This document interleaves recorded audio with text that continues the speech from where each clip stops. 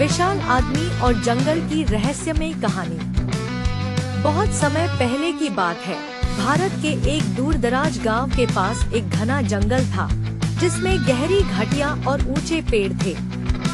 उस जंगल में अजीब अजीब जानवर रहते थे।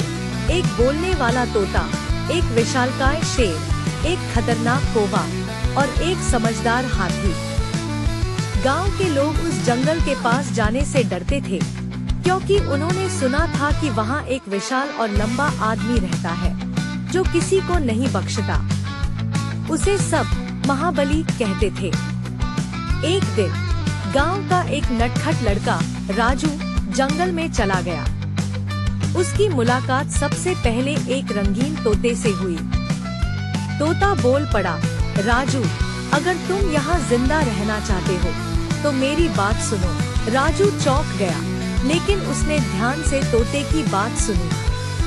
तोते ने बताया कि इस जंगल के जानवर पहले दोस्त थे, लेकिन एक खतरनाक कौवा आया और सबको लड़वा दिया।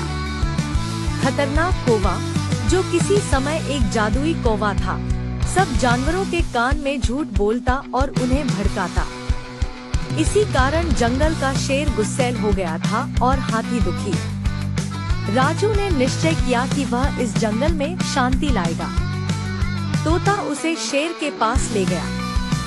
शेर गरजते हुए बोला, तुम इंसान यहाँ क्या कर रहे हो? राजू बोला, मैं तुम्हारे और तुम्हारे दोस्तों के बीच की गलतफहमियां दूर करने आया हूँ। इसी दौरान अचानक महाबली, वह विशाल आदमी, पेड़ों के बीच से निकल कर आया। उसका कद इतना बड़ा था कि पेड़ उसके घुटनों तक आते थे, लेकिन राजू डरने के बजाय उसकी आंखों में देखता रहा। महाबली ने धीरे से कहा, मैं इस जंगल की रक्षा करता हूँ, लेकिन जब जानवर आपस में लड़ते हैं तो जंगल रोता है। राजू ने महाबली की मदद से कौवे को पकड़ लिया और उसका जादुई पंख छीन लिया।